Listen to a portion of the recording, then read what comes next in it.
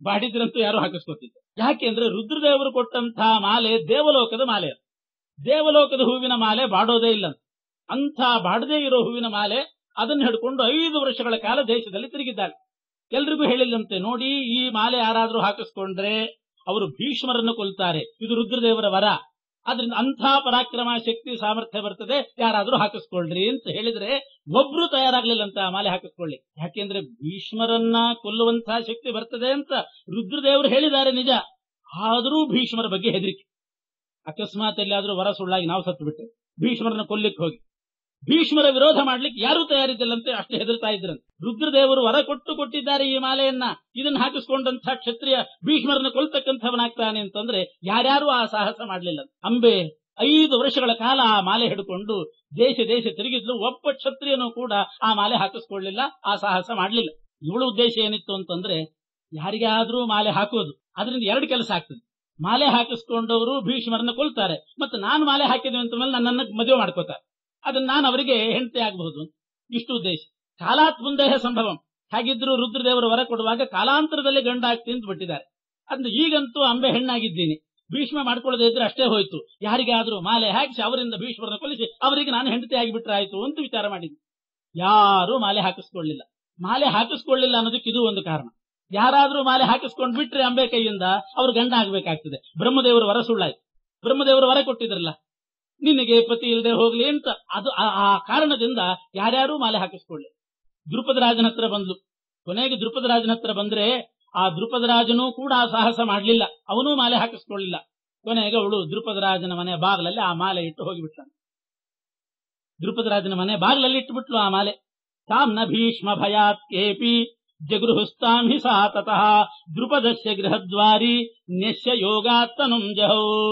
ಇನ್ನೇನಿದು ಉಪಯೋಗ ಆಗ್ಲಿಲ್ಲ ಅಂತ ಹೇಳಿ ಅವನ ಮನೆ ಬಾಗಿಲಲ್ಲಿ ಆ ಮಾಲೆ ಬಿಸಾಡಿ ಅಲ್ಲಿ ಹಾಕಿ ಕಾಡಿಗೆ ಹೋಗಿ ಯೋಗ ಬಲದಿಂದ ದೇಹ ಪರಿತ್ಯಾಗ ಮಾಡಿ ಆ ದೇಹವನ್ನೇ ಬಿಟ್ಟುಬಿಟ್ಟು ಅಂಬೆ. ಈ ಕಡೆ ಏನಾಯ್ತು ಅಂದ್ರೆ ಏತಸ್ಮಿನ್ನೇವ ಕಾಲೇತು ಸುತಾರ್ಥಂ ದ್ರುಪದಸ್ತಪಃ. ದ್ರುಪದ ರಾಜ ರಾತ್ರಿ ಇಟ್ಟಿರ್ಬೇಕು, ಮಾಲೆ ಹಾಕಿಸ್ಕೊಳ್ಳಿಲ್ಲ ಅಂತಂದ್ಮೇಲೆ ಅಲ್ಲೇ ಇಟ್ಟು ಹೋಗಿದ್ರೆ ಅವನು ಮತ್ತೆ ತೆಗೆದು ಬಿಸಾಡ್ಬಿಡ್ತಿದ್ದ, ಯಾರಿಗೂ ಗೊತ್ತಾಗದ ಹಾಗೆ ಅಲ್ಲಿ ಇಟ್ಟು ಹೋಗಿದ್ದ. ದ್ರುಪದ ರಾಜ ನೋಡ್ತಾನೆ ಮನೆಯ ಬಾಗಿಲಲ್ಲಿ ಮಾಲೆ, ಅವಳಂತೂ ಇಟ್ಟು ಹೋಗಿಬಿಟ್ಟಿದ್ಲು. ಸರಿ ಏನೇ ಆಗ್ಲಿ ಮನೆ ಬಾಗಿಲಲ್ಲಿ ಹೊಸ್ತಲಲ್ಲಿ ಮಾಲೆ ಇದೆ ಇರ್ಲಿ ಅಂತ ಅದನ್ನ ತಂದು ಗೂಟಕ್ಕೆ ಹಾಕಿದ್ನಂತೆ. ಅದು ಬಾಡ್ಲಿಲ್ಲ, ಮಾರನೇ ದಿವಸಕ್ಕೂ ಬಾಡ್ಲಿಲ್ಲ, ಹಂಗೆ ಅದನ್ನ ರಕ್ಷಣೆ ಮಾಡ್ಕೊಂಡು ಬಂದಂತೆ. ಇದು ಅಪರೂಪದ ಮಾಲೆ, ಬಾಡ್ತಾ ಇಲ್ಲ, ಇರ್ಲಿ ಅಂತ ಆ ಮಾಲೆಯನ್ನು ಹಂಗೇ ಇಟ್ಟಿದ್ದ ದ್ರುಪದ ರಾಜ. ಮುಂದೆ ದ್ರುಪದ ರಾಜನಿಗೆ ದ್ರೌಪದಿ ಹುಟ್ಟಿದಾಗ ದ್ರೌಪದಿ ಸ್ವಯಂವರದಲ್ಲಿ ದ್ರೌಪದಿ ಕೈಯಲ್ಲಿ ಕೊಟ್ಟಿರೋ ಮಾಲೆ ಇದೇ ಮಾಲೆ. ಈ ಮಾಲೆಯನ್ನೇ ದ್ರೌಪದಿ ಕೊಟ್ಟನಂತೆ. ಅಲ್ಲೊಂದು ಪಣ ಇಟ್ಟಿದ್ದ, ಸ್ವಯಂವರ ಅಂತ ಮಾಡಿದ, ಯಾರು ಸ್ವಯಂವರದಲ್ಲಿ ಗೆಲ್ತಾರೋ ಅವ್ರಿಗೆ ಈ ಮಾಲೆ ಹಾಕು ಅಂತ ಈ ಮಾಲೆ ಕೊಟ್ಟ. ಅಂಬೆ ಯಾವ ಮಾಲೆಯನ್ನ ಬಾಗಿಲಲ್ಲಿ ಇಟ್ಟು ಹೋಗಿದ್ಲು ಅದನ್ನು ರಕ್ಷಣೆ ಮಾಡ್ಕೊಂಡು ಬಂದು ಅದನ್ನು ಕೊಟ್ಟಿದ್ದ. ಆ ದ್ರೌಪದಿ ಸ್ವಯಂವರದಲ್ಲಿ ಗೆದ್ದದ್ದು ಅರ್ಜುನ. ದ್ರೌಪದಿ ದೇವಿ ಅರ್ಜುನನ ಕೊರಳಿಗೆ ಮಾಲೆ ಹಾಕಿದ್ಲು, ಈ ಮಾಲೆಯನ್ನೇ ಹಾಕಿದ್ಲು. ಆದ್ರಿಂದ ಮುಂದೆ ಭೀಷ್ಮರನ್ನು ಕೊಲ್ಲತಕ್ಕಂಥವನು ಅರ್ಜುನ ಆದ. ಅರ್ಜುನ ಕೊಲ್ಲಿಕ್ಕೆ ಇಷ್ಟು ಕಾರಣ ಆಯ್ತು. ಈ ರೀತಿ ಬಾಗಿಲಲ್ಲಿಟ್ಟು ಹೋದ್ಲು. ಅದನ್ನ ದ್ರುಪದ ರಾಜ ಒಳಗೆ ತಂದಿಟ್ಟುಕೊಂಡ. ಆಮೇಲೆ ಮುಂದೆ ಅದೇ ದ್ರುಪದ ರಾಜ ತಾನೂ ಕೂಡ ರುದ್ರದೇವರನ್ನು ಕುರಿತು ತಪಸ್ಸು ಮಾಡಿದ್ನಂತೆ. ಏತಸ್ಮಿನ್ನೇವ ಕಾಲೇತು ಸುತಾರ್ಥಂ ದ್ರುಪದಸ್ತಪಃ ಚಕಾರ ಶಂಭವೇ ಚೈನಂ ಸೋಬ್ರವೀತ್ ಕನ್ಯಕಾ ತವಾ ಭೂತ್ವಾ ಭವಿಷ್ಯತಿ ಪುಮಾನ್ ಇತಿ ಸಾಂಬಾ ತತೋ ಜನಿ. ಭಗವಂತನ ವ್ಯಾಪಾರ ಎಷ್ಟು ವಿಚಿತ್ರ ಅಂದ್ರೆ ಇದೇ ಸಮಯದಲ್ಲಿ ದ್ರುಪದ ರಾಜ ತಾನು ರುದ್ರದೇವರ ಹತ್ರ ತಪಸ್ಸು ಮಾಡ್ತಾ ಇದ್ದ. ನನಗೊಂದು ಗಂಡು ಮಗು ಆಗಬೇಕು ಅಂತ ತಪಸ್ಸು ಮಾಡಿದ್ದ. ರುದ್ರದೇವರು ಪ್ರತ್ಯಕ್ಷರಾಗಿ ದ್ರುಪದ ರಾಜನಿಗೆ ವರ ಕೊಟ್ಟಿದ್ರು, ಗಂಡು ಬೇಕು ಅಂತ ನೀನ್ ಕೇಳ್ತಾ ಇದ್ದಿ, ನಿನಗೆ ಹೆಣ್ಣು ಹುಟ್ಟುತ್ತೆ ಅಂದ್ರು. ಏನು ಸ್ವಾಮಿ ಗಂಡು ಬೇಕು ಅಂದ್ರೆ? ರುದ್ರದೇವರು ಹೇಳಿದ್ರು ಹೆಣ್ಣು ಹುಟ್ಟುತ್ತೆ, ಅದೇ ಹೆಣ್ಣು ಮುಂದೆ ಗಂಡು ಆಗ್ತದೆ ಅಂದ್ಬಿಟ್ಟು. ಹುಟ್ಟೋದಂತೂ ಹೆಣ್ಣು ಹುಟ್ಟುತ್ತೆ, ಮುಂದೆ ಗಂಡಾಗುತ್ತೆ ಅಂತ ವರ ಕೊಟ್ಟು ಹೋಗಿದ್ದು. ಆಮೇಲೆ ದ್ರುಪದ ರಾಜನಿಗೆ ಒಂದು ಹೆಣ್ಣು ಮಗು ಹುಟ್ಟಿತ್ತು. ಹುಟ್ಟಿದ್ಯಾರು ಅಂತಂದ್ರೆ ಇದೇ ಅಂಬೆ ಮಾಲೆ ಇಟ್ಟು ಯೋಗ ಬಲದಿಂದ ದೇಹ ಪರಿತ್ಯಾಗ ಮಾಡಿದ್ಲಲ್ಲ, ಅದೇ ಅಂಬೆ ದ್ರುಪದ ರಾಜನಿಗೆ ಮಗಳಾಗಿ ಹುಟ್ಟಿದ್ದು. ದ್ರುಪದ ರಾಜನಿಗೆ ಮಗಳಾಗಿ ಹುಟ್ಟಿದಾಗ ಅವನು ನಾಮಕರಣ ಮಾಡಿದ, ಶಿಖಂಡಿನಿ ಅಂತ ನಾಮಕರಣ ಮಾಡಿ. ಆದ್ರೆ ಒಂದು ಸ್ವಾರಸ್ಯ ನಡೀತು. ಎಷ್ಟು ವಿಶ್ವಾಸ ದ್ರುಪದ ರಾಜನಿಗೆ ರುದ್ರದೇವರ ಮಾತಿನ ಮೇಲೆ ಅಂದ್ರೆ, ರುದ್ರದೇವರು ಹೇಳಿದ್ರು ನಿನಗೊಂದು ಹೆಣ್ಣು ಮಗು ಹುಟ್ಟುತ್ತೆ, ಅದು ಆಮೇಲೆ ಗಂಡಾಗುತ್ತೆ ಅಂದ್ರು. ಇದನ್ನ ದ್ರುಪದ ರಾಜ ಹೆಂಡತಿ ಹತ್ರ ಹೇಳಿ ಗುಟ್ಟಾಗಿಟ್ಟುಕೊಂಡಿದ್ದ. ಹಾಗಿದ್ರು ರುದ್ರದೇವರು ವರ ಕೊಟ್ಟಿದ್ದ, ಹೆಣ್ಣು ಮಗು ಹುಟ್ಟುತ್ತೆ ಗಂಡಾಗುತ್ತೆ ಅಂತ ಹೇಳಿದ್ದಾರೆ. ಆದ್ರಿಂದ ನಮಗೆ ಅಕಸ್ಮಾತ್ ಹೆಣ್ಣು ಮಗು ಹುಟ್ಟಿದ್ರೆ ಅದನ್ನು ಹೆಣ್ಣು ಅಂತ ಪ್ರಚಾರ ಮಾಡೋದೇ ಬೇಡ ಅಂತ ಬಿಟ್ಟಿದ್ದಾವೆ. ಯಾಕೆಂದ್ರೆ ಅದು ಹೆಣ್ಣು ಆಮೇಲೆ ಗಂಡಾಯ್ತು ಅಂತಂದ್ರೆ ಲೋಕದಲ್ಲಿ ಅಸಹ್ಯ ಆಗ್ತದೆ. ಅದಕ್ಕೆ ನಮಗೆ ಹುಟ್ಟಿದ್ದ ಅಕಸ್ಮಾತ್ ಹೆಣ್ಣು ಹುಟ್ಟಿದ್ರೆ ಗಂಡು ಹುಟ್ಟಿತು ಅಂತಲೇ ಪ್ರಚಾರ ಮಾಡಿಬಿಡೋಣ. ಹಾಗಿದ್ರು ರುದ್ರದೇವರು ಹೇಳಿದ್ದಾರೆ ಕಾಲಾಂತರದಲ್ಲಿ ಗಂಡ ಆಗುತ್ತೆ ಎಂದಿದ್ದಾರೆ. ಈ ವಿಶ್ವಾಸ ಇಟ್ಟುಕೊಂಡು ಅವ್ರ ಗಂಡ ಹೆಂಡತಿ ಏನ್ ಮಾಡಿದ್ರು, ಯಾವಾಗ ಒಂದು ಹೆಣ್ಣು ಮಗು ಹುಟ್ಟಿತು, ಹೆಣ್ಣು ಮಗು ಹುಟ್ಟಿದ್ರೆ ಅದನ್ನು ಗಂಡು ಅಂತಲೇ ಪ್ರಚಾರ ಮಾಡಿಬಿಟ್ಟು, ನಮ್ಮ ಗಂಡು ಮಗು ಆಯ್ತು ಅಂತ ಎಲ್ರಿಗೂ ಸಕ್ಕರೆ ಹಂಚಿಬಿಟ್ಟು, ಗಂಡು ಮಗು ಆಯ್ತು ಅಂತಲೇ ಹಂಚಿದ್ರು. ಅದು ಗೊತ್ತಿದ್ದದ್ದು ಇವರಿಬ್ಬರಿಗೆ ಮಾತ್ರ. ದ್ರುಪದ ರಾಜನಿಗೆ ಗೊತ್ತು, ದ್ರುಪದ ರಾಜನ ಹೆಂಡತಿಗೆ ಗೊತ್ತು. ಹುಟ್ಟಿದ್ದು ಹೆಣ್ಣು, ಗಂಡು ಅಂತ ಪ್ರಚಾರ ಮಾಡಿದ್ರು. ಹೆಸರು ಮಾತ್ರ ಅವರಿಬ್ಬರಿಗೆ ಶಿಖಂಡಿನಿ ಅಂತ ಇಟ್ಕೊಂಡಿದ್ರಂತೆ. ಶಿಖಂಡಿನಿ ಅಂತ ಅದು ಸ್ತ್ರೀಲಿಂಗ ಶಬ್ದ, ಅವರಿಬ್ಬರು ಕರೀತಾ ಇದ್ರು.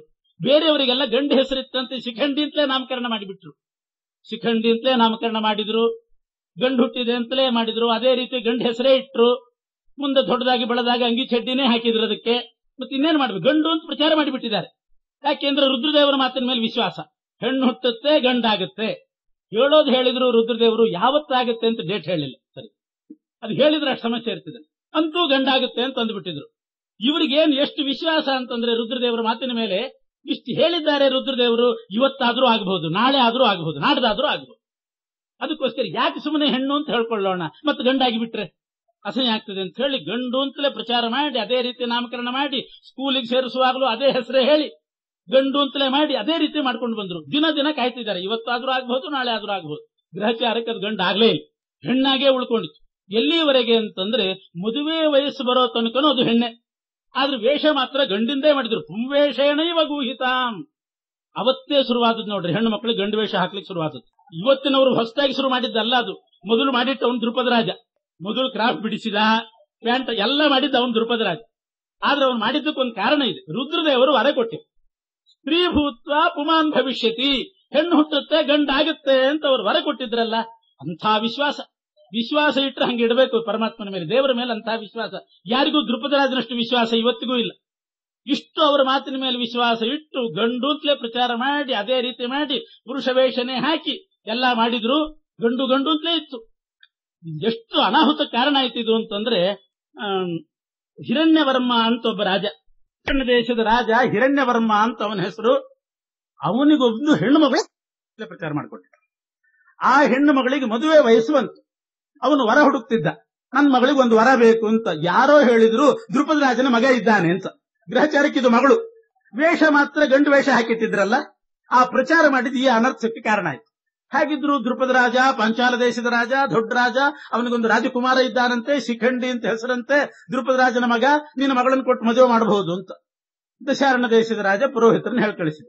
ಹೋಗಿ ಹೀಗೆ ಎಂದು ನಮಗೊಂದು ವರ ಬೇಕಾಗಿದೆ, ದ್ರುಪದ ರಾಜನ ಮಗನಿಗೆ ನನ್ನ ಮಗಳನ್ನು ಕೊಟ್ಟು ವಿವಾಹ ಮಾಡಬೇಕು ಅಂತಿದ್ದೀನಿ, ಹಾಗೆ ಕೇಳ್ಕೊಂಡು ಬನ್ನಿ ಅಂತ. ಆ ಪುರೋಹಿತರು ಬಂದು ಕೇಳಿಯೂ ಆಯ್ತು. ದ್ರುಪದ ರಾಜನಿಗೆ ಎಷ್ಟು ವಿಶ್ವಾಸ ಅಂದ್ರೆ ಆಗ್ಲಿ ಅಂತ ಒಪ್ಕೊಂಡು ಬಿಟ್ಟ. ಯಾಕೆಂದ್ರೆ ಅಕಸ್ಮಾತ್ ಇದ್ದಕ್ಕಿದ್ದಂಗೆ ರಾತ್ರಿ ಅದು ಗಂಡ ಆದ್ರೂ ಆಗಿಬಿಟ್ಟಿತ್ತು ಅಂತ. ರುದ್ರದೇವರು ವರ ಕೊಟ್ಟಿದ್ದಾರಲ್ಲ. ಇಷ್ಟು ವಿಶ್ವಾಸ ಇಟ್ಟುಕೊಂಡು ದ್ರುಪದ ರಾಜ ಮದುವೆಗೂ ಒಪ್ಪಿಬಿಟ್ಟ. ಯಾರನ್ನ? ದಶಾರಣ ದೇಶದ ರಾಜನ ಮಗಳನ್ನ ತನ್ನ ಮಗಳಿಗೆ ತಂದು ಮದುವೆ ಮಾಡಿಕೊಳ್ಳೋದು ಅಂತ. ಈಗ ಮಗಳು ಮದುವೆ ಆಗೋ ಹೊತ್ತಿಗೆ ಆದ್ರೂ ಮಗ ಆದ್ರೂ ಆಗಿಬಿಡ್ತಾನೆ ಇದ್ದಕ್ಕಿದ್ದ ಹಾಗೆ ಅಂತ. ಇಷ್ಟು ವಿಶ್ವಾಸ ಇಟ್ಟುಕೊಂಡು ಒಪ್ಪಿದ. ವೈಭವದಿಂದ ಮದುವೆನೂ ಆಗೋಯ್ತು, ಮದುವೆನೂ ಆಯ್ತು. ಆದ್ರೆ ಈ ಶಿಖಂಡಿನೇ ಹೊರತು ಶಿಖಂಡಿ ಆಗ್ಲೇ ಇಲ್ಲ, ಕೊನೆಗೂ ಪುಲ್ಲಿಗೆ ಬರಲೇ ಇಲ್ಲ, ಹೆಣ್ಣೆ. ಮದುವೆ ಆಯ್ತು, ದಶಾರಣದ ರಾಜನ ಮಗಳು ಮದುವೆ ಮಾಡಿಕೊಂಡು ಬಿಟ್ಲು. ಅಲ್ಲಿವರೆಗೆ ಅನ್ಯತ್ರ ಮಾತಾ ಪಿತ್ರೋಸ್ತು ನ ವಿಜ್ಞಾತಾಂ ಬಬೋಧ.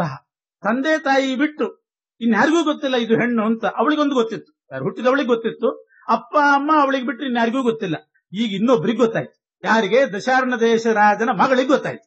ಅವಳು ಅಂದ್ಕೊಂಡ್ಲು, ಎಲ್ಲ ಗ್ರಹಚಾರವೇ, ನಾನು ಮದುವೆ ಮಾಡಿಕೊಂಡದ್ದು ಒಂದು ಗಂಡನ್ನಲ್ಲ ಹೆಣ್ಣನ್ನ ಅಂತ ಅವಳಿಗೆ ಗೊತ್ತಾಗೋಯ್ತು. ಅದನ್ನಂತೂ ಮುಚ್ಚಿಡ್ಲಿಕ್ಕೆ ಸಾಧ್ಯ ಆಗ್ಲಿಲ್ಲ. ಅವಳು ಬಹಳ ಪೆಚ್ಚಾಗಿ ಹೋಗಿ ತನ್ನ ತಾಯಿಗೆ, ಸಾಕ್ತಾಯಿಗೆ ಹೇಳ್ಕೊಂಡ್ಲಂತೆ. ಇಂಥ ಅಚಾತುರ್ಯ ನಡೆದೋಯ್ತು. ಮೋಸ ಅಂದ್ರೆ ಇಲ್ಲಿವರೆಗೆ ನಡೀತು. ಏನೋ ನೌಕರಿ ಇದ್ದದ್ದು ಇಲ್ದಿದ್ದು ಹೇಳಿ ಮೋಸ ಮಾಡೋರು ಇದಾರೆ ಬೇಕಾದ್ರೆ.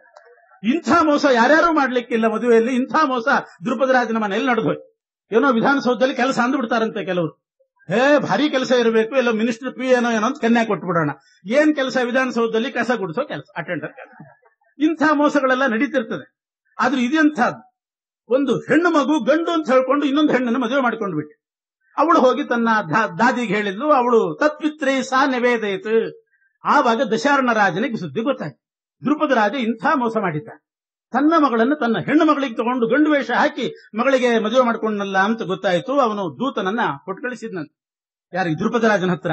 ಇಂಥ ಮೋಸ ಮಾಡಿದ್ದೀನಿ ನೀನು, ಸೈನ್ಯ ತಗೊಂಡು ನಾನು ನಿನ್ನ ಮೇಲೆ ಆಕ್ರಮಣ ಮಾಡ್ತಾ ಇದ್ದೀನಿ, ಯುದ್ಧಕ್ಕೆ ಬರ್ತಾ ಇದ್ದೀನಿ, ಸಿದ್ಧನಾಗ. ಸಕ್ರುದ್ಧ ಪ್ರೇಷಯಾಮಾಸ ನಿಹನ್ವಿತ್ವಾಂ ಸಬಾಂಧವಂ. ನಿನ್ನ ಮಗಳನ್ನ ನಿನ್ನ ಹೆಂಡತಿ ನಿನ್ನ ಕುಟುಂಬ ಸರ್ವಸ್ವ ನಾಶ ಮಾಡಿಬಿಡ್ತೇನೆ, ಇಂಥ ಮೋಸ ಮಾಡಿದ್ದಿ ಅಂತ ಸೇನೆಯನ್ನು ಕೊಟ್ಟು ಕಳಿಸಿ. ದೂತ ಬಂದು ಹೇಳಿದ, ಯುದ್ಧಕ್ಕೆ ಬರ್ತಾ ಇದ್ದಾನೆ, ಸಿದ್ಧ ಆಗಬೇಕು, ಇಂಥ ಮೋಸ ಮಾಡಿದ್ದಿ ಅಂತ.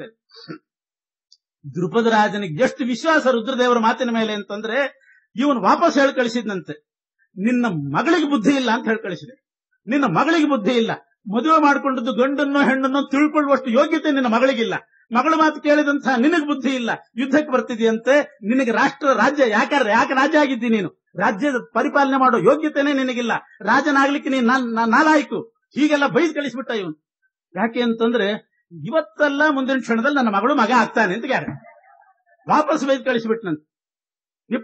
ವಿಶ್ವಸ್ಯ ವಾಕ್ಯಂ ರುದ್ರಸ್ಯ, ನೋಡಿ ಎಷ್ಟು ಹೇಳ್ತಾರೆ ಚೆನ್ನಾಗಿ ಆಚಾರ್ಯರು, ವಿಶ್ವಸ್ಯ ವಾಕ್ಯಂ ರುದ್ರಸ್ಯ, ರುದ್ರದೇವರ ಮಾತಿನ ಮೇಲೆ ಅಷ್ಟು ವಿಶ್ವಾಸ ಇಟ್ಟು ಪುಮಾನೇವೇತಿ ಪಾರ್ಶ್ವತಃ, ನನ್ನ ಮಗು ಅದು ಗಂಡೆ, ಅದು ನನ್ನ ಮಗನೇ ಹೊರತು ಮಗಳಲ್ಲ. ಪ್ರೇಷಯಾಮಾಸ ದಿಗ್ಬುದ್ಧಿ ಭಿನ್ನಾತೆ ಬಾಲವಾಕ್ಯತಃ, ನಿನ್ನ ಮಗಳ ಮಾತು ಕೇಳಿ ನನ್ನ ಹತ್ರ ಯುದ್ಧಕ್ಕೆ ಬರ್ತಾ ಇದ್ದಿ, ನಿನಗೆ ಧಿಕ್ಕಾರ, ಅಪರೀಕ್ಷಕಸ್ಯತೆ ರಾಷ್ಟ್ರಂ ಕಥಮಿತ್ತೇವ ನರ್ಮಕೃತ, ಅಪಹಾಸ ಮಾಡಿ ಬೈದು ವಾಪಸ್ ಕಳಿಸಿಬಿಟ್ಟ. ಆಮೇಲೆ ಅವನು ಹಾಗಾದ್ರೆ ನಾನೇ ಬಂದು ಪರೀಕ್ಷೆ ಮಾಡ್ತೀನಿ ಅಂತ ಅವನು ಪರೀಕ್ಷೆಗೆ ಬರ್ಲಿಕ್ಕೆ ಅವನೇ ತಯಾರಾಗಿದ್ದ. ಏತನ್ ಮಧ್ಯೆ ಇವಳಿಗೆ ಶಿಖಂಡಿನಿಗೆ ಗಲಿಬಿಲೆ, ಇನ್ನು ಅವನು ಬರೋದು, ಯಾವುದೋ ರೀತಿಯಿಂದ ಪರೀಕ್ಷೆ ಮಾಡೋದು, ನಾನು ಸಿಕ್ಬಿಡೋದು, ದೊಡ್ಡ ಯುದ್ಧ, ಮಹಾವಧಿ ಯುದ್ಧ ಆಗಿಬಿಡ್ತದೆ, ಇದು ಏನಾದ್ರೂ ಮಾಡ್ಬೇಕು ಅಂತ ಅವಳು ಮನೆ ಬಿಟ್ಟು ಓಡೋಗ್ಬಿಟ್ಲಂತ. ಮನೆ ಬಿಟ್ಟು ಕಾಡಿಗೆ ಹೋದ್ಲು. ಯಾರು? ಆ ಶಿಖಂಡಿನಿ ಹೆಣ್ಣೆ, ಅವಳು ಗಂಡು ವೇಷ ಹಾಕೊಂಡೇ ಕಾಡಿಗೆ ಹೋದ್ಲು. ಕಾಡಿಗೆ ಹೋದಾಗ ಅಲ್ಲಿ ತುಂಬುರು ಅಂತ ಒಬ್ಬ ಗಂಧರ್ವ ಇದ್ದ. ಆ ಗಂಧರ್ವನ ಹತ್ರ ಅವನಿಗೆ ಸ್ಥೂಣಾಕರ್ಣ ಅಂತ ಮಹಾಭಾರತದಲ್ಲಿದೆ, ಅದು ನಿಜವಾಗೂ ಅವನು ತುಂಬುರು. ಅದಕ್ಕೆ ಆಚಾರ್ಯ ಹೇಳ್ತಾರೆ, ಅವನ ಕಿವಿ ಸ್ವಲ್ಪ ಗಟ್ಟಿ ಇದ್ದದ್ರಿಂದ ಸ್ಥೂಣಾಕರ್ಣ ಅಂತ ಹೆಸರು, ಅವನಿಗೆ ಬಿರುದು ಕೊಟ್ಟಿದ್ದಾರೆ. ನಿಜವಾಗೂ ಅವನು ತುಂಬುರು ಅನ್ನೋ ಗಂಧರ್ವ, ಸ್ಥೂಣಾಕರ್ಣ ಅಂತ ಮಹಾಭಾರತದಲ್ಲಿದೆ. ಅವನ ಹತ್ರ ಹೋಗಿ ಈ ದ್ರುಪದರಾಜನ ಮಗಳು ತನ್ನ ಕಥೆ ಹೇಳ್ಕೊಂಡಂತೆ, ನನ್ನ ಪರಿಸ್ಥಿತಿ ಹಿಂಗಾಗಿದೆ, ನನ್ನ ವೇಷ ಮಾತ್ರ ಗಂಡು ವೇಷ, ನಾನು ಹೆಣ್ಣು ಮಗಳು, ನಮ್ಮ ತಂದೆ ರುದ್ರದೇವರ ಮಾತಿನ ಮೇಲೆ ವಿಶ್ವಾಸ ಇಟ್ಟು ಇನ್ನೊಂದು ಹೆಣ್ಣನ್ನು ಮದುವೆ ಮಾಡಿದ್ದಾನೆ, ಅವರು ಪರೀಕ್ಷೆಗೆ ಬರ್ತಾರೆ, ಹಿಂಗೆಲ್ಲ ಆಗಿದೆ. ಆ ತುಂಬುರು ಗಂಧರ್ವನಿಗೆ ಕರುಣೆ ಬಂತಂತೆ ಇವಳ ಮೇಲೆ, ಅಯ್ಯೋ ಪಾಪ ಇಂಥ ಪರಿಸ್ಥಿತಿ ಆಗಿದೆಲ್ಲ ಅಂತ. ಅವನೇನು ಮಾಡಿದ ಅಂದ್ರೆ, ಈ ಶಿಖಂಡಿನಿಗೆ ಹೇಳಿದ, ನನ್ನ ದೇಹ ತಾತ್ಕಾಲಿಕವಾಗಿ ನಿನಗೆ ಕೊಡ್ತೇನೆ ಎಂದ, ನನ್ನ ಗಂಡು ದೇಹ ನಿನಗೆ ಕೊಡ್ತೇನೆ, ನೀನ್ ಇದರಲ್ಲಿ ಪ್ರವೇಶ ಮಾಡು, ನಿನ್ನ ದೇಹ ಬಿಡು, ನಾನು ಅದರಲ್ಲಿ ಪ್ರವೇಶ ಮಾಡ್ತೀನಿ, ನನ್ನ ದೇಹದಲ್ಲಿ ನೀನ್ ಪ್ರವೇಶ ಮಾಡು, ಮನೆಗೆ ಹೋಗು, ಅವ್ರು ಪರೀಕ್ಷೆ ಮಾಡಿ ಹೋದ ಮೇಲೆ ಗಂಡು ಅಂತ ಗೊತ್ತಾಗ್ತದೆ, ನಾಳೆ ವಾಪಸ್ ನನ್ನ ದೇಹ ನನಗೆ ಕೊಟ್ಟು ಹೋಗು ಅಂತ. ಈ ಮೋಸಕ್ಕೆ ಅವನು ಕೈ ಜೋಡಿಸಿದ ತುಂಬುರು. ಆದ್ರೆ ಇಲ್ಲೊಂದು ನಿರ್ಣಯ, ಭಗವಂತ ಏನ್ ಸಂಕಲ್ಪ ಮಾಡಿದ್ದಾನೆ ಅಂತಂದ್ರೆ, ಪುಂಸಾಂ ಸ್ತ್ರೀತ್ವಂ ಭವೇತ್ ಕ್ವಾಪಿ ತಥಾಪ್ಯಂತೆ ಪುಮಾನ್ ಭವೇತ್ ಸ್ತ್ರೀಣಾಂ ನೈವ ಹಿ ಪುಂಸ್ತ್ವಂ ಸ್ಯಾತ್ ಬಲವತ್ಕಾರಣೈರಪಿ. ಸೃಷ್ಟಿಯಲ್ಲಿ ಪರಮಾತ್ಮ ಒಂದು ಸಂಕಲ್ಪ ಮಾಡಿದ್ದಾನೆ, ಗಂಡಸರು ಹೆಣ್ಣು ಮಕ್ಕಳಾಗಿ ಹುಟ್ಟಬಹುದಂತ, ವರದಿಂದಲೋ ಶಾಪದಿಂದಲೋ ಗಂಡಸರು ಹೆಂಗಸರಾಗ್ತಾರೆ, ಹೆಂಗಸರು ಮಾತ್ರ ಗಂಡಸರಾಗ್ಲಿಕ್ಕೆ ಸಾಧ್ಯನೇ ಇಲ್ಲ. ಇವಳು ಹುಟ್ಟುವಾಗ ಹೆಣ್ಣಾಗಿ ಹುಟ್ಟಿದ್ದಾಳೆ, ಗಂಡಾಗ್ಲಿಕ್ಕೆ ಸಾಧ್ಯನೇ ಇಲ್ಲ. ರುದ್ರದೇವರ ವರ ಕೊಟ್ಟಿದ್ದಾರಲ್ಲ ಅಂತಂದ್ರೆ, ಅತ ಶಿವವರೇ ಪೇಷ ಜಜ್ಞೆ ಯೋಷೈವ ನಾನ್ಯಥಾ, ರುದ್ರದೇವರ ವರ ಇದ್ರೂ ಕೂಡ ಇವಳು ಹೆಣ್ಣು ಗಂಡಾಗ್ಲಿಕ್ಕೆ ಸಾಧ್ಯ ಇಲ್ಲ ಅಂತ ಪರಮಾತ್ಮ ಸಂಕಲ್ಪ ಮಾಡಿದ. ರುದ್ರದೇವರ ವರ ಕೊಟ್ರೆ ಏನ್ ಸಾಧ್ಯ? ಅದಕ್ಕೇನ್ ಮಾಡಿದ ಗಂಧರ್ವ, ಹೆಣ್ಣಿಗೆ ಎಂದೂ ಕೂಡ ಸ್ವತಂತ್ರವಾಗಿ ಪುರುಷ ದೇಹ ಬರ್ಲಿಕ್ಕೆ ಸಾಧ್ಯ ಇಲ್ಲ. ಆದ್ರಿಂದ ನಾನು ನನ್ನ ದೇಹ ಕೊಡ್ತೇನೆ, ನಾನೂ ಒಂದಂಶದಿಂದ ಅದರಲ್ಲಿ ಇರ್ತೇನೆ, ನೀನ್ ಪ್ರವೇಶ ಮಾಡಷ್ಟೇ. ಸ್ವತಂತ್ರವಾಗಿ ಹೆಣ್ಣಿಗೆ ಗಂಡು ದೇಹ ಬರ್ಲಿಕ್ಕೆ ಸಾಧ್ಯ ಇಲ್ಲ, ತಾನೊಂದೇ ಹೆಣ್ಣು ಗಂಡು ದೇಹದಲ್ಲಿ ಅಭಿಮಾನಿಯಾಗಿ ಬರ್ಲಿಕ್ಕೆ ಸಾಧ್ಯ ಇಲ್ಲ. ನಾನು ಹೇಗಿದ್ರು ಸಾಂಶ ಜೀವಿ, ನನಗೆ ಬೇಕಾದಷ್ಟು ಅಂಶ ಇದೆ, ನಿನ್ನ ದೇಹದಲ್ಲಿ ನಾನು ಸೇರ್ಕೊಳ್ತೇನೆ, ಒಂದು ಅಂಶದಿಂದ ನನ್ನ ದೇಹದಲ್ಲಿ ಇರ್ತೀನಿ, ಅದ್ರ ಜೊತೆಗೆ ನೀನೂ ಸೇರಿ ಈ ದೇಹದಿಂದ ಹೋಗು. ಹೀಗೆ ಗಂಧರ್ವ ತನ್ನ ದೇಹವನ್ನ ಬಿಟ್ಟುಕೊಟ್ಟ, ಒಂದಂಶದಿಂದ ತಾನೂ ಇದ್ದ. ಅಂಥ ತುಂಬರು ಒಂದಂಶದಿಂದ ಇದ್ದ ಗಂಡು ದೇಹದಲ್ಲಿ ಇವಳು ಸೇರಿದ್ದು, ಯಾರು?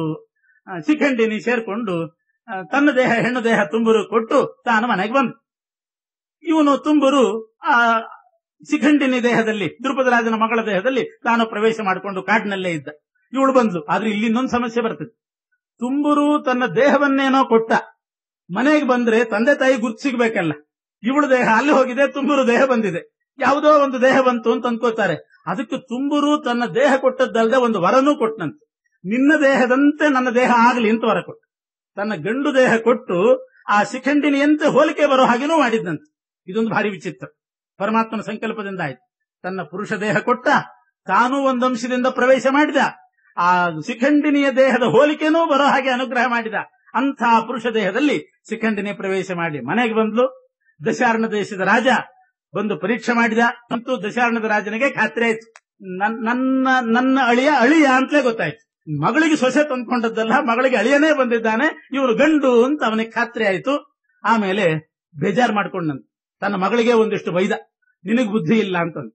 ನಿನಗ್ ಬುದ್ಧಿ ಇಲ್ಲ, ನನ್ನ ಅಳಿಯನ್ನು ಸುಮ್ನೆ ಹೆಣ್ಣು ಅಂತಂದು ಮರ್ಯಾದೆ ಇಲ್ದ ಹಾಗೆ ಮಾಡಿದೆ ಅಂತ ಹೇಳಿ ಮಗಳಿಗೆ ಬೈದು, ಈ ಉಳಿದಾಳಲ್ಲ ಆ ತುಂಬುರು ದೇಹ ಪಡ್ಕೊಂಡು ಬಂದಂತಹ ಶಿಖಂಡಿನಿಗೆ ಬೇಕಾದಷ್ಟು ರತ್ನ ವಜ್ರ ವೈಡೂರಿ ಎಲ್ಲ ಕೊಟ್ಟನಂತೆ.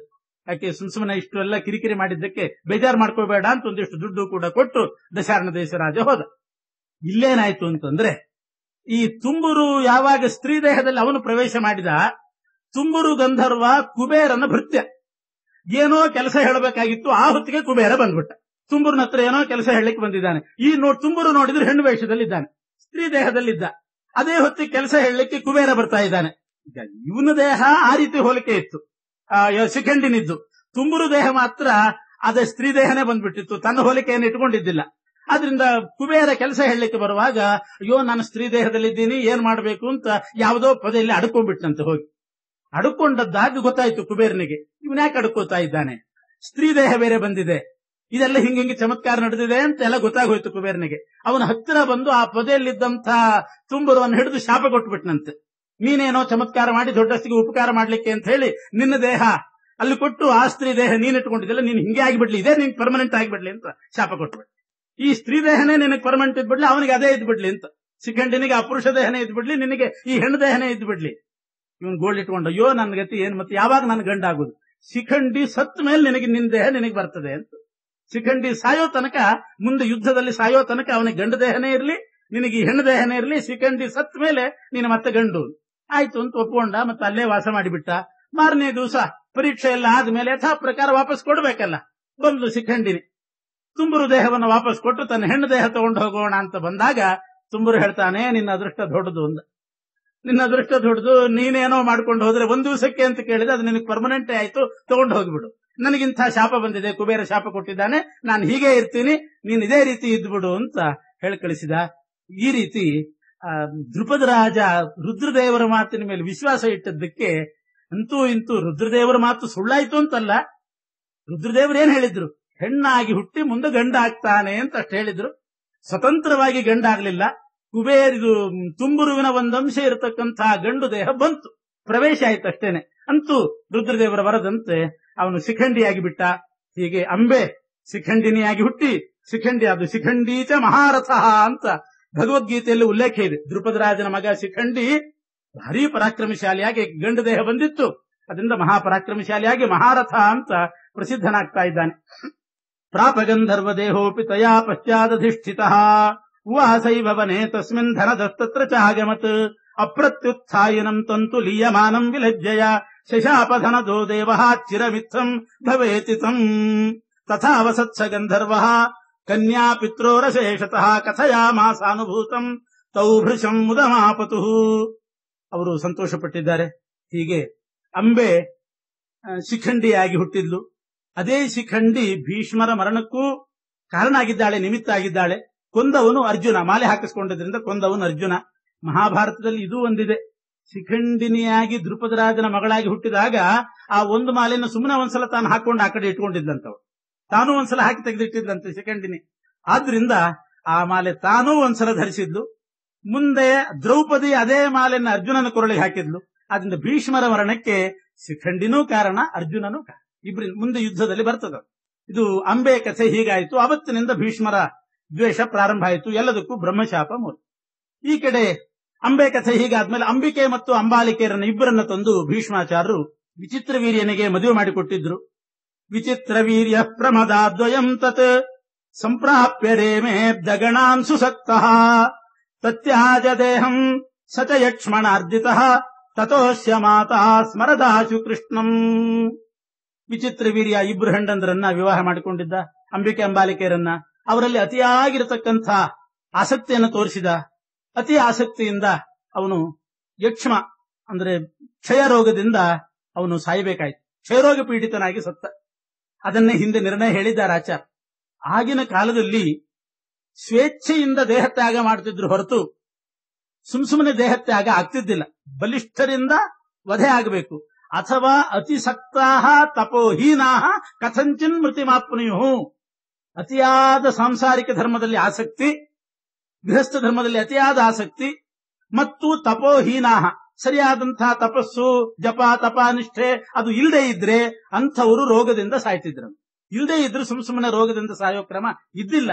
ಅದಕ್ಕೆ ನಿದರ್ಶನ ಈ ಅಣ್ಣ ತಮ್ಮಂದ್ರೆ.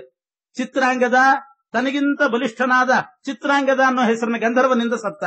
ಅವನ ತಮ್ಮ ವಿಚಿತ್ರ ವೀರ್ಯ ಅತಿಸಕ್ತಾಹ ತಪೋಹೀನಾಹ, ತಪಸ್ಸು ಇದ್ದಿಲ್ಲ, ಅತಿಯಾದಂಥ ಸ್ತ್ರೀ ಲೋಲುಪತೆ ಅಂದ್ರೆ ಪತ್ನಿಯರಲ್ಲೇ ಅತಿಯಾದ ಲೋಲುಪತೆ.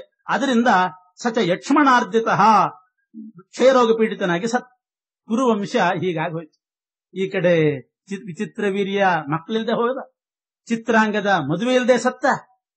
ಅವರ ಹಿರಿಯನಾಗಿರ್ತಕ್ಕಂಥ ಭೀಷ್ಮ, ಶಂತನುವಿನ ದೊಡ್ಡ ಮಗ ಭೀಷ್ಮ, ಏನು ಮಾಡಿದ್ರು ಮದುವೆ ಆಗೋದಿಲ್ಲ ಅಂತ ಅವನು ಹಠ ಮಾಡಿಬಿಟ್ಟ. ಶಂತನುವಿನ ವಂಶನೇ ನಿಂತು ಹೋಗೋ ಪ್ರಸಂಗ ಬಂತು. ಯಾರ್ಯಾರು ಕುರು ವಂಶನೇ ನಿಂತು ಹೋಗೋ ಪ್ರಸಂಗ ಬಂದಾಗ ತಥೋಶ್ಯ ಮಾತಃ ಸ್ಮರದಾಶು ಕೃಷ್ಣಂ. ಆಗ ಸತ್ಯವತೀ ದೇವಿ, ಶಂತನುವಿನ ಪತ್ನಿಯಾದಂತಹ ಸತ್ಯವತೀ ದೇವಿ ವೇದವ್ಯಾಸ ದೇವರನ್ನು ಸ್ಮರಣೆ ಮಾಡಿಕೊಂಡು, ಸತ್ಯವತೀ ದೇವಿಗೆ ಪರಾಶರರಿಂದ ವೇದವ್ಯಾಸ ದೇವರು ಮೊದಲೇ ಹುಟ್ಟಿದ್ರು, ಮೊದಲೇ ಅವರ ಪ್ರಾದುರ್ಭಾವ ಆಗಿತ್ತು. ವೇದವ್ಯಾಸ ದೇವರು ತಾವು ಮೇರು ಪರ್ವತಕ್ಕೆ ಹೋಗುವಾಗ ಸತ್ಯವತಿಗೂ ಪರಾಶರರಿಗೂ ಇಬ್ಬರಿಗೂ ಹೇಳಿ ಹೋಗಿದ್ರು, ನಿಮಗೇನಾದ್ರೂ ಬಿಕ್ಕಟ್ಟಿನ ಪರಿಸ್ಥಿತಿ ಬಂದಾಗ ನನ್ನ ಸ್ಮರಣೆ ಮಾಡ್ರಿ, ನಾನು ಬಂದು ಅನುಗ್ರಹ ಮಾಡ್ತೇನೆ ಅಂತ. ಇಂಥ ಬಿಕ್ಕಟ್ಟಿನ ಪರಿಸ್ಥಿತಿ ಬಂತು. ಭೀಷ್ಮ ಮದುವೆ ಮಾಡ್ಕೊಳ್ತಾ ಇಲ್ಲ. ಚಿತ್ರಾಂಗದ ವಿಚಿತ್ರ ವೀರ್ಯ ಸತ್ ಮೇಲೂ ಕೇಳಿಲ್ಲಂತೆ ಸತ್ಯವತಿ, ಈಗಾದ್ರೂ ಮದುವೆ ಮಾಡ್ಕೊಂಡು ಭೀಷ್ಮರಿಗೆ ಈಗಾದ್ರೂ ಮದುವೆ ಮಾಡ್ಕೊಳ್ಳೋದಿಲ್ಲ ಅಂತ ಪ್ರತಿಜ್ಞೆ ಮಾಡಿದ ಉದ್ದೇಶ ಏನು? ನನ್ನ ಹೊಟ್ಟೆಯಲ್ಲಿ ಹುಟ್ಟಿದ ಮಕ್ಕಳಿಗೆ ರಾಜ್ಯ ಆಗಬೇಕು ಅನ್ನೋ ದೃಷ್ಟಿಯಿಂದ ನಮ್ಮ ತಂದೆ ಹೇಳಿದ್ದ. ನನ್ನ ಹೊಟ್ಟೆಯಲ್ಲಿ ಹುಟ್ಟಿದ ಇಬ್ಬರು ಮಕ್ಕಳು ಕೂಡ ಹೋಗಿಬಿಟ್ರು. ಚಿತ್ರಾಂಗದನು ಸತ್ತ, ವಿಚಿತ್ರ ವೀರ್ಯನು ಸತ್ತ. ಅವರಿಗೆ ರಾಜ್ಯ ಬರೋ ಪ್ರಮೇಯನೇ ಬರಲಿಲ್ಲ. ಅವರ ಸಂತತಿ ಪರಂಪರೆಗೆ ಬರೋ ಪ್ರಮೇಯ ಅಂತೂ ಸುತರಾಮ್ ಇಲ್ಲ. ಇನ್ನಾದ್ರೂ ನೀನು ಮದುವೆ ಮಾಡ್ಕೊ ಅಂತಂದ್ರೆ ಭೀಷ್ಮರು ವಿವಾಹ ಮಾಡಿಕೊಳ್ಳಿಲ್ಲ, ಇಚ್ಛೆ ಪಡ್ಲಿಲ್ಲ ಅವರು. ಆಗ ಸತ್ಯವತಿ ವೇದವ್ಯಾಸ ದೇವರನ್ನು ಸ್ಮರಣೆ ಮಾಡ್ತಾಳೆ. ವೇದವ್ಯಾಸ ದೇವರಲ್ಲಿ ಪ್ರಾದುರ್ಭೂತರಾದ್ರು. ಮಗನೇ ಆಗಬೇಕು ಸತ್ಯವತಿಗೆ. ವೇದವ್ಯಾಸ ದೇವರು ಆವಿರ್ಬಭೂವಾಶು ಜಗಜ್ಜನಿತ್ರೋ ಜನಾರ್ದನೋ ಜನ್ಮ ಜರಾಭಯಾಪಃ ಸಮಸ್ತ ವಿಜ್ಞಾನ ತನುಸ್ಸು ಕಾರ್ಣವಃ ಸಂಪೂಜಯಾಮಾಸ ಚ ತಂ ಜನಿತ್ರೀ. ಸತ್ಯವತಿ ಆಧರಿಸಿ ವೇದವ್ಯಾಸ ದೇವರಿಗೆ ಹೇಳ್ತಾ ಇದ್ದಾಳೆ. ಭೀಷ್ಮಾದಿಗಳು ಎಲ್ಲರೂ ಕೂಡ ವೇದವ್ಯಾಸ ದೇವರನ್ನ ಗೌರವಿಸಿದ್ರು. ಸತ್ಯವತಿ ಹೇಳಿದ್ಲು, ನಾನೇನೋ ನನಗೆ ಪರಾಶರರಿಂದ ಕನ್ಯಾತ್ವ ಬಂತು, ಕನ್ಯಾತ್ವ ಪಡ್ಕೊಂಡು ಶಂತನುವನ್ನ ಮದುವೆ ಮಾಡಿಕೊಂಡೆ. ಇಬ್ರು ಮಕ್ಕಳು ಹುಟ್ಟಿದ್ರು, ಚಿತ್ರಾಂಗದ ವಿಚಿತ್ರ ವೀರ್ಯ. ಇವರಿಂದ ವಂಶ ಮುಂದುವರಿತದೆ ಅಂತ ತಿಳ್ಕೊಂಡು ಶಂತನು ಸ್ವೇಚ್ಛೆಯಿಂದ ದೇಹತ್ಯಾಗ ಮಾಡಿ, ಏನೋ ಆದದ್ದೊಂದು ಬಯಸಿದ್ದೊಂದು ಆದದ್ದೊಂದು, ಹೇಗಿದ್ರೂ ಇವರಿಂದ ವಂಶ ಮುಂದುವರಿತದೆ. ಯಾವ ರೋಗ ಬಂದಿದ್ದಿಲ್ಲ, ಯುದ್ಧ ಇಲ್ಲ, ಏನೂ ಇಲ್ಲ. ಸ್ವೇಚ್ಛೆಯ ವರುಣತ್ವಂ ಪ್ರಾಪ, ಸ್ವೇಚ್ಛೆಯಿಂದ ಶಂತನು ದೇಹ ಪರಿತ್ಯಾಗ ಮಾಡಿದ್ದ. ಮುಂದೆ ಹೀಗಾಗ್ತದೆ ಅಂತ ಅವನಿಗೆ ಗೊತ್ತೇ. ಆದ್ರಿಂದ ಶಂತನು ದೇಹತ್ಯಾಗ ಮಾಡಿದ. ಇಬ್ರು ಮಕ್ಕಳಲ್ಲಿ ಇಬ್ರೂ ಕೂಡ ದುರಂತದಿಂದ ಸತ್ತೋಗಿಬಿಟ್ರು. ಇನ್ನು ನಮ್ಮ ವಂಶ ಬೆಳಿಬೇಕಾದ್ರೆ ಭೀಷ್ಮ ಒಬ್ಬನೇ ಇರೋದು. ಶಂತನುವಿಗೆ ಗಂಗೆಯಲ್ಲಿ ಹುಟ್ಟಿದಂತಹ ಮಗ, ಮದುವೆ ಮಾಡ್ಕೊಂಡ್ರೆ ಮಾಡ್ಕೊಳ್ತಾ ಇಲ್ಲ, ವಂಶನೇ ನಿಂತು ಹೋಗ್ತದೆ. ನೀವು ನಿಯೋಗ ಪದ್ಧತಿಯಿಂದ ನೀವಾದ್ರೂ ಮಕ್ಕಳನ್ನ ಉಂಟು ಮಾಡ್ರಿ ಅಂತ ಸತ್ಯವತಿ ದೇವಿ ವೇದವ್ಯಾಸ ದೇವರ ಹತ್ರ ಕೇಳ್ತಾಳೆ. ಆವಾಗ ನಿಯೋಗ ಪದ್ಧತಿ ಅಂತ ಒಂದು ಪದ್ಧತಿ ಇತ್ತು. ಯಾರ್ದಾದ್ರೂ ಒಂದು ವಂಶ ನಿಂತು ಹೋಗ್ತದೆ, ಮಕ್ಕಳೇ ಇಲ್ಲ ನಿಂತು ಹೋಗ್ತದೆ ಅಂತಾದಾಗ ಆ ಹೆಂಡತಿಯಲ್ಲಿ ಇನ್ನೊಬ್ಬರಿಂದ, ಹಿರಿಯರಿಂದ ಯಾರಿಂದಲಾದ್ರೂ ಮಕ್ಕಳನ್ನ ಪಡೆಯತಕ್ಕಂಥ ಒಂದು ಪದ್ಧತಿ ಇತ್ತು. ಗಂಡ ಇದ್ರೂ ಸರಿ ಇಲ್ದಿದ್ರೂ ಸರಿ ಹಿರಿಯರಿಂದ ಮಕ್ಕಳನ್ನ ಪಡೆಯತಕ್ಕಂತಹ ಪ್ರಮೇಯ ಇತ್ತು. ಇದಕ್ಕೆ ನಿಯೋಗ ಪದ್ಧತಿ ಅಂತ ಕರೀತಾರೆ. ಪಾಂಡುರಾಜ ಕುಂತಿಯಲ್ಲಿ 5 ಮಕ್ಕಳನ್ನ ಪಡೆದು, ಕುಂತಿಗೆ 5 ಮಕ್ಕಳು ಹುಟ್ಟಿದ್ರು, ಎಲ್ಲರೂ ನಿಯೋಗ ಪದ್ಧತಿಯಿಂದ ಹುಟ್ಟಿದ್ರು. ಪಾಂಡುರಾಜ ಇದ್ದಾಗಲೇ ನಿಯೋಗ ಪದ್ಧತಿಯಿಂದ 5 ಜನ ಮಕ್ಕಳು ಹುಟ್ಟಿದ್ರು. ದೊಡ್ಡ ದೊಡ್ಡ ದೇವತೆಗಳು ಬಂದು ಕುಂತಿ ದೇವಿಯಿಂದ ಮಕ್ಕಳನ್ನ ಪಡೆದು. ಇಲ್ಲಿ ವಿಚಿತ್ರ ವೀರ್ಯನೂ ಇಲ್ಲ. ಅವನ ಹೆಂಡತಿಯಲ್ಲಿ ಅಂಬಿಕೆ ಅಂಬಾಲಿಕೆಯರಲ್ಲಿ ವೇದವ್ಯಾಸ ದೇವರು ಮಕ್ಕಳನ್ನ ಪಡೆಯಬೇಕು. ಇದಕ್ಕೆ ನಿಯೋಗ ಪದ್ಧತಿ ಅಂತ ಕರೀತಾರೆ. ವೇದವ್ಯಾಸ ದೇವರು ಭೀಷ್ಮರಿಗಿಂತಲೂ ಹಿರಿಯರು, ಅವರು ದೇವತೆಯೂ ಹೌದು. ಆದ್ರಿಂದ ಅಂಥ ವೇದವ್ಯಾಸ ದೇವರಿಂದ ಮಕ್ಕಳನ್ನ ಪಡೆಯೋದು ದ್ವಾಪರ ಯುಗದಲ್ಲಿ ಇತ್ತಂತೆ. ಕಲಿಯುಗದಲ್ಲಿ ಈ ಪದ್ಧತಿಗೆ ಅವಕಾಶ ಇಲ್ಲ ಅಂದಿದ್ದಾರೆ ಧರ್ಮಶಾಸ್ತ್ರ. ಕಲಿಯುಗದಲ್ಲಿ ನಿಯೋಗ ಪದ್ಧತಿ ಅದಕ್ಕೆ ಅವಕಾಶವೇ ಇಲ್ಲ, ಅದನ್ನು ಯಾರೂ ಕೂಡ ಉಪಯೋಗಿಸಲೇಬಾರದು. ದ್ವಾಪರ ಯುಗದಲ್ಲಿ ಆ ಕ್ರಮ ಇತ್ತು. ಸತ್ಯವತಿ ದೇವಿ ಹೇಳಿದ್ರು, ನಿಯೋಗ ಪದ್ಧತಿಯಿಂದ ಮಕ್ಕಳನ್ನ ಪಡೀರಿ. ಭೀಷ್ಮಾದಿಗಳೆಲ್ಲರೂ ಒಪ್ಪಿದ್ರಂತೆ, ಹೌದು ಇದು ಆಗಬಹುದು, ಧರ್ಮಶಾಸ್ತ್ರಕ್ಕೆ ಸಮ್ಮತ ಅಂತ. ಆದ್ರೆ ವೇದವ್ಯಾಸ ದೇವರು ಹೇಳ್ತಾರೆ, ನೀವು ನನ್ನನ್ನ ಕರೆದಿದ್ದೀರಿ, ನಾನು ನಿಯೋಗ ಪದ್ಧತಿಯಿಂದ ಈ ವಿಚಿತ್ರ ವೀರ್ಯನ ಹೆಂಡಂದರಲ್ಲಿ ಮಕ್ಕಳನ್ನ ಪಡಿಬೇಕು. ಆದ್ರೆ ನಂದೊಂದು ನಿಯಮ ಇದೆ ಅಂತಾರೆ ವೇದವ್ಯಾಸ ದೇವರು. ಏನು? ಋತೆ ರಮಾಂ ಜಾತು ಮಮಾಂಗ ಸಂಗ ಯೋಗ್ಯಾಂಗನಾನೈವ ಸುರಾಲಯೇಪಿ. ನನ್ನ ಅಂಗಸಂಗ ಆಗಬೇಕಾಗಿದ್ರೆ, ಅಂಗಸಂಗ ಪಡಿಬೇಕಾಗಿದ್ರೆ ಋತೆ ರಮಾಂ ಲಕ್ಷ್ಮೀದೇವಿಯನ್ನು ಹೊರತು ಇನ್ಯಾರಿಗೂ ನನ್ನ ಅಂಗಸಂಗದ ಯೋಗ್ಯತೆನೇ ಇಲ್ಲ ಅಂದ ಪರಮಾತ್ಮ ವೇದವ್ಯಾಸದೇವರು. ಇದರಿಂದಲೇ ಗೊತ್ತಾಗ್ತದೆ ವೇದವ್ಯಾಸದೇವರು ಕ್ರಿಶ್ಚನ ಋಷಿ ಅಲ್ಲ, ಸಾಕ್ಷಾತ್ ನಾರಾಯಣ ಅಂತ ಈ ಮಾತಿನಿಂದ ಗೊತ್ತಾಗ್ತದೆ. ವೇದವ್ಯಾಸದೇವರು ಹೇಳಿದ ಮಾತು, ಋತೆ ರಮಾಂ ಲಕ್ಷ್ಮೀದೇವಿಯನ್ನು ಬಿಟ್ರೆ ಮಮಾಂಗ ಸಂಗ ಯೋಗ್ಯ ಅಂಗನ ಸುರಾಲಯೇಪಿ ನೈವಾಸ್ತಿ ಸುರಾಲಯೇಪಿ. ಲಕ್ಷ್ಮೀದೇವಿಯನ್ನು ಬಿಟ್ಟರೆ ಇನ್ಯಾರಿಗೂ ಕೂಡ ಆ ಯೋಗ್ಯತೆನೇ ಇಲ್ಲ ನನ್ನ ಅಂಗಸಂಗ ಪಡಿಲಿಕ್ಕೆ. ಆದ್ರಿಂದ ನಾನು ನಿಯೋಗ ಪದ್ಧತಿಯಿಂದ ಈ ವಿಚಿತ್ರ ವೀರ್ಯನ ಹೆಂಡಂದ್ರಲ್ಲಿ ನಾನು ಹೇಗೆ ಮಕ್ಕಳನ್ನು ಪಡೀಲಿ? ಯೋಗ್ಯತೆ ಬೇಕಲ್ಲ ಅವರಿಗೆ. ತಥಾಪಿ ತೇ ವಾಕ್ಯವಹಂ ಕರಿಷ್ಯೆ. ಆದರೂ ಸತ್ಯವತಿ, ನಿನ್ನ ಆಸೆಯನ್ನು, ತಾಯಿ ನಿನ್ನ ಆಸೆಯನ್ನ ನಾನು ಇಲ್ಲ ಅಂತ ಮಾಡೋದಿಲ್ಲ. ನಿನ್ನ ಆಸೆಯಂತೆ ಅವರಿಬ್ಬರಲ್ಲಿ ಮಕ್ಕಳನ್ನು ಪಡಿತೇನೆ. ಆದ್ರೆ ನನ್ನ ಅಂಗಸಂಗ ಯಾರಿಗಾದ್ರೂ ಬರಬೇಕಾದ್ರೆ ಲಕ್ಷ್ಮೀದೇವಿಗೆ ಬರೋದು, ಬೇರೆಯವರಿಗೂ ಬರ್ತದೆ, ಇಲ್ಲ ಅಂತಲ್ಲ. ಕೃಷ್ಣ 16,108 ವಿವಾಹ ಮಾಡಿಕೊಂಡಿದ್ದ, ಅವರಿಗೆಲ್ಲ ಕೃಷ್ಣನ ಅಂಗಸಂಗ ಬಂತು. ಹೇಗೆ ಬಂತು? ರಮಾದೇವಿಯ ಆವೇಶ ಇದ್ದದ್ರಿಂದ ಬಂತು. ಆದ್ರಿಂದ ಈ ವಿಚಿತ್ರ ವೀರ್ಯನ ಪತ್ನಿಯರಲ್ಲಿ ನಾನು ಬೇಕಾದ್ರೆ ನಿಯೋಗ ಪದ್ಧತಿಯಿಂದ ಮಕ್ಕಳನ್ನು ಪಡಿತೇನೆ. ಇವರು 1 ವರ್ಷ ಕಠಿಣ ವ್ರತ ಮಾಡಬೇಕು, ವೈಷ್ಣವ ವ್ರತ ಅಂತ ಒಂದು ವ್ರತ ಮಾಡಬೇಕು. 1 ವರ್ಷ ವ್ರತ ಮಾಡಿದ್ರೆ ರಮಾದೇವಿಯ ಆವೇಶ ಬರ್ತದೆ, ಆಗ ನಾನು ನಿಯೋಗ ಪದ್ಧತಿಯಿಂದ ಮಕ್ಕಳನ್ನು ಪಡಿತೇನೆ. ಸತ್ಯವತಿ ಹೇಳ್ತಾಳೆ, 1 ವರ್ಷದ ತನಕ ವೈಷ್ಣವ ವ್ರತ ಮಾಡಬೇಕಾದ್ರೆ 1 ವರ್ಷ ರಾಜ್ಯದ ಗತಿ ಏನು? ಅರಾಜಕತೆ, ರಾಜರೇ ಇಲ್ಲ ಅಂತ ಆಗ್ತದೆ. ಆದ್ರಿಂದ ಇತೀರಿತೆ ರಾಷ್ಟ್ರಮುಪೈತಿ ನಾಶಂ, ರಾಷ್ಟ್ರಕ್ಕೆ ನಾಶ ಆಗಿಬಿಡ್ತದೆ ಯಾರ್ಯಾರು ರಾಜರಿಲ್ಲ, ಆದ್ರಿಂದ ಕೂಡ್ಲೇ ಆಗಬೇಕು ಅಂದ್ರು. ಆಗ ಮತ್ತೆ ವೇದವ್ಯಾಸದೇವರು ಹೇಳಿದ್ರು, ನಿನ್ನ ಇಚ್ಛೆಯನ್ನು ಪೂರೈಸ್ತೇನೆ, ಈಗಲೇ ಆಗಬೇಕು ಅಂದ್ರೂ ಕೂಡ ಮಾಡ್ತೇನೆ. ಆದ್ರೆ ನನ್ನ ಘೋರವಾದ ರೂಪವನ್ನ ನಾನು ತೋರಿಸ್ತೇನೆ, ಅದನ್ನ ಅವರು ಸಹಿಸಿಕೊಂಡಿರ್ಬೇಕು. ಅದು ಹೇಳಿದ್ರು ವೇದವ್ಯಾಸದೇವರು. ಉಗ್ರ ರೂಪ ತೋರಿಸ್ತೇನೆ ನಾನು, ಯಾಕೆಂದ್ರೆ ನಾನು ಸೌಮ್ಯ ಸ್ವರೂಪೋಪಿ, ನಿಜವಾಗಿಯೂ ನಾನು ಸೌಮ್ಯ ರೂಪನೇ, ಉಗ್ರ ರೂಪ ಇಲ್ಲ. ಆದರೂ ಕೂಡ ಭಯಂಕರವಾದ ಒಂದು ಉಗ್ರ ರೂಪವನ್ನು ತೋರಿಸ್ತೇನೆ. ಯಾರಿಗೆ? ಆ ಅಂಬಿಕೆ ಮತ್ತು ಅಂಬಾಲಿಕೆ ವಿಚಿತ್ರ ವೀರ್ಯನ ಪತ್ನಿಯರು ನನ್ನ ಬಳಿ ಬಂದಾಗ ಉಗ್ರ ರೂಪ ತೋರಿಸ್ತೇನೆ. ಅದನ್ನು ಅವರು ಸಹಿಸಿಕೊಂಡಿದ್ರೆ ಆಗ ನನ್ನ ಅಂಗಸಂಗದಿಂದ ಅವರಲ್ಲಿ ಮಕ್ಕಳು ಹುಟ್ಟುತ್ತಾರೆ. ನನ್ನ ಉಗ್ರ ರೂಪವನ್ನು ಅವರು ಸಹಿಸಿಕೊಳ್ಬೇಕು. ಯಾಕೆ ಈ ಕಂಡೀಷನ್ ಹಾಕಿದ್ರು ಅಂತಂದ್ರೆ, ಇಲ್ಲದೆ ಇದ್ರೆ, ನಾನು ಉಗ್ರ ರೂಪ ತೋರಿಸದೇ ಇದ್ರೆ, ಸೌಮ್ಯ ರೂಪದಿಂದಲೇ ಇದ್ರೆ, ಆ ವಿಚಿತ್ರ ವೀರ್ಯನ ಪತ್ನಿಯರಿಗೆ ಇದು ನಿಯೋಗ ಪದ್ಧತಿ ಹೋಗಿ ಇದೊಂದು ಸಂಸಾರ ಅಂತ ಆಗಿಬಿಟ್ಟಿತ್ತು ಅಂತ. ಸೌಮ್ಯ ಸ್ವರೂಪದಿಂದಿದ್ರೆ ಅವರಿಗೆ ಕಾಮಭಾವನೆ ಬಂದುಬಿಟ್ರೆ ಏನ್ ಮಾಡೋದು? ಆದ್ರಿಂದ ನಿಯೋಗ ಪದ್ಧತಿ ಇತ್ತಲ್ಲ, ಆ ಪದ್ಧತಿ ಹೇಗೆ ಅಂತಂದ್ರೆ, ಅವರಿಬ್ರು ಸಂಪರ್ಕ ಮಾಡಿ ಮಕ್ಕಳನ್ನ ಪಡೆಯುವಾಗ ಯಾರಿಗೂ ಕೂಡ ಕಾಮಾವೇಶ ಆಗ್ಲಿಕ್ಕಿಲ್ಲ. ಆ ರೀತಿ ಇರಬೇಕಾಗಿತ್ತು ಅಂತದ್ದು. ಕೇವಲ ವಂಶ ಅಭಿವೃದ್ಧಿ ಆಗಬೇಕು, ಮಕ್ಕಳು ಹುಟ್ಟಬೇಕು ಅನ್ನೋ ದೃಷ್ಟಿಯಿಂದ ಇರಬೇಕು. ಆದ್ರಿಂದ ನಾನು ಉಗ್ರ ರೂಪ ತೋರಿಸ್ತೇನೆ, ಇಲ್ಲದಿದ್ರೆ ಅವರಿಗೆ ನನ್ನ ಮೇಲೆ ಕಾಮಾವೇಶ ಆಗಿಬಿಡಬಹುದು. ಈ ದೃಷ್ಟಿಯಿಂದ ವ್ಯಾಸರು ಹೇಳ್ತಾರೆ, ಸೌಮ್ಯ ಸ್ವರೂಪೋಪಿ ಅತಿಭೀಷಣಂ ಮೃಷಾ. ಸುಮ್ಮನೆ ತೋರಿಸ್ತೇನೆ, ನನಗೆ ನಿಜವಾಗಿಯೂ ಉಗ್ರ ರೂಪ ಇಲ್ಲ, ರಾಕ್ಷಸರಿಗಿದ್ದಂತೆ ಇಲ್ಲ, ಆದ್ರೆ ನಾನು ತೋರಿಸ್ತೇನೆ. ತಚ್ಚಕ್ಷುಷೋ ರೂಪಮಹಂ ಪ್ರದರ್ಶಯೇ ಸಹೇತ ಸಾ ತದ್ಯದಿ ಪುತ್ರಕೋಶ ಭವೇದ್ ಗುಣಾಢ್ಯೋ ಬಲವೀರ್ಯ ಯುಕ್ತ. ಅಂಥ ರೂಪವನ್ನ ಸಹಿಸಿದ್ರೆ ಬಲವೀರ್ಯ ಗುಣಾಢ್ಯನಾಗಿರ್ತಕ್ಕಂಥ ಮಗ ನನ್ನಿಂದ ಅವರಲ್ಲಿ ಹುಟ್ಟುತ್ತಾನೆ ಅಂತಂದಾಗ ಸತ್ಯವತಿ ಆಗ್ಲಿ ಅಂತ ಒಪ್ಪಿದ್ಲು. ಯಾಕೆ? ಕುರುವಂಶ ಮುಂದುವರಿಬೇಕು. ಒಪ್ಪಿ ಅಂಬಿಕೆಗೆ, ಹಿರಿಯ ಸೊಸೆ, ತನ್ನ ದೊಡ್ಡ ಸೊಸೆ ಆಗಿರತಕ್ಕಂಥ ಅಂಬಿಕೆಯನ್ನು ಕರೆದು ಹೇಳಿದ್ಲು, ಇಂಥ ಒಂದು ಪದ್ಧತಿ ಪ್ರಕಾರ ವ್ಯಾಸರು ನಿನ್ನಲ್ಲಿ ಒಂದು ಮಗುವನ್ನು ಹುಟ್ಟಿಸ್ತಾರೆ, ನೀನು ಅದಕ್ಕೆ ಸಿದ್ಧಳಾಗಿರಬೇಕು ಅಂತ ಅಂದಿದ್ರು. ಆದ್ರೆ ಈ ಮಾತನ್ನ ಹೇಳಿಲ್ಲ. ಯಾವುದು? ಅವರು ಘೋರ ರೂಪದಿಂದ ಬರ್ತಾರೆ, ಉಗ್ರ ರೂಪದಿಂದ ಬರ್ತಾರೆ, ನೀನು ಅದನ್ನು ಸಹಿಸಿಕೊಳ್ಬೇಕು ಅಂತ ಹೇಳಿಲ್ಲ. ಹೇಳಿದ್ರೆ ಒಲ್ಲೆಂದು ಬಿಟ್ರೆ ಏನ್ ಮಾಡೋದಾನ? ಅದಕ್ಕೋಸ್ಕರ ಆ ಮಾತು ಹೇಳಿಲ್ಲ. ವ್ಯಾಸರು ಬರ್ತಾರೆ ಅಂತಂದಾಗ ಅವಳು ಸಿದ್ಧಳಾಗಿದ್ಲು. ನೋಡ್ತಾರೆ, ಯಾರೋ ಬರ್ತಾರೆ ಅಂತ ನೋಡಿದ್ರೆ ಭಯಂಕರ ರೂಪದಿಂದ ವ್ಯಾಸರು ಬಂದಿದ್ದಾರೆ. ಆ ಉಗ್ರ ರೂಪ, ಭಯಂಕರ ರೂಪ ನೋಡಿ ಆ ಅಂಬಿಕೆಗೆ, ವಿಚಿತ್ರ ವೀರ್ಯನ ಹೆಂಡತಿ ಸತ್ಯವತಿ ಸೊಸೆಗೆ ಆ ರೂಪ ನೋಡ್ಲಿಕ್ಕೆ ಆಗ್ಲಿಲ್ಲ ಅಂತ ಅಷ್ಟು ಭಯ ಆಗಿ ಕಣ್ಣು ಮುಚ್ಚಿಬಿಟ್ಲಂತ. ಕಣ್ಣು ಮುಚ್ಚಿಬಿಟ್ಲು. ಕಣ್ಣು ಮುಚ್ಚಿದಾಗ ಹುಟ್ಟಿದಂತಹ ಮಗ ಕುರುಡನಾದಂತಹ ಧೃತರಾಷ್ಟ್ರ ಹುಟ್ಟಿದ್ರು. ಹೀಗೆ ಧೃತರಾಷ್ಟ್ರ ಹುಟ್ಲಿಕ್ಕೆ ಇದು ದುರಂತ ಆಗೋಯ್ತು. ಕುರುವಂಶ ಬೆಳಿಬೇಕು ಅಂತ ಏನೋ ಮಾಡ್ಲಿಕ್ಕೆ ಹೋದ್ರೆ ಇಂತಹ ಕುರುಡ ಹುಟ್ಟಿಬಿಟ್ಟು. ಯಾರದು ಧೃತರಾಷ್ಟ್ರ ಅಂತಂದ್ರೆ, ಅಭೂಚ್ಯ ತಸ್ಯಾಂ ಧೃತರಾಷ್ಟ್ರ ನಾಮಕೋ ಗಂಧರ್ವರಾಟ್ ಪವನಾವೇಶ ಯುಕ್ತ. ಮೂಲದಲ್ಲಿ ಧೃತರಾಷ್ಟ್ರ ಅನ್ನೋ